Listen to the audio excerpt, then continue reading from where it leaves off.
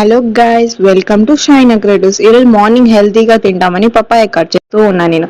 కానీ ఒక రీల్ వచ్చింది. ఆ రీల్లో చికెన్తో ఒక కర్రీ అయితే చేసినారు. అది బాగా ఫేమస్ అయిన కర్రీ, అందరికీ తెలిసిందే అయి ఉంటుంది. కానీ మా ఇంట్లో చికెన్ లేదు. సో చూస్తే ఎగ్ అయితే ఉన్నింది. వై నాట్ ఎగ్తో ఎందుకు చేయకూడదు అని నేనైతే డిసైడ్ అయినాను. సో అయితే ఎగ్ని అయితే ఫస్ట్ ఒకటి పగలు కొట్టుకొని ఉల్లిపాయలు, తెల్లగడ్డ, అలాగే ఎండుమిరపకాయ, ఈ మూడు ఐటమ్స్. ఎందుకంటే కొత్తిమీర, కరివేపాకు మన ఇంట్లో లేదు. సో ఫస్ట్ అయితే ఆమ్లెట్ అయితే వేసుకున్నా. ఆమ్లెట్ ఏ షేప్లో వచ్చిందో తెలుసా? ఆ ఆమ్లెట్ షేప్ చూస్తే మీరే షాక్ అవుతారు. 2 కళ్ళు ఒక ముక్క అయితే వచ్చింది ఆ ఆమ్లెట్లో. అసలుకి ఈ కర్రీ ఏంటక్క అని అడుగుతారా? వెయిట్ చేయండి, లాస్ట్ వరకు చూడండి, మీకే తెలుస్తుంది. చూసారా గైస్, ఆమ్లెట్ ఏ షేప్ లో వచ్చిందో? 2 కళ్ళు వచ్చినాయి, ఒక నోరు వచ్చింది. మన ఫేస్ లాగే ఏడ్చింది ఇది కూడా.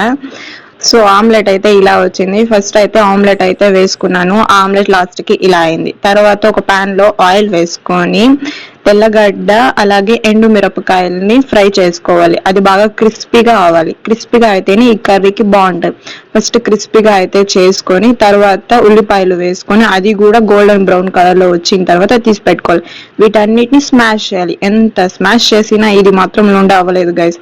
ఇంకేం చేయలేం, బాల్లకు చుట్టలేము కాబట్టి రైస్ లో అలాగే వేసుకొని అయితే తిన్నాను. టేస్ట్ అయితే బాగుంది, కానీ చికెన్ తోనే చేయాలి అనుకుంటా. సో టేస్ట్ ఎక్కడో బెడ్స్ కొట్టింది. నెక్స్ట్ టైం ట్రై చేద్దాం. సబ్స్క్రైబ్.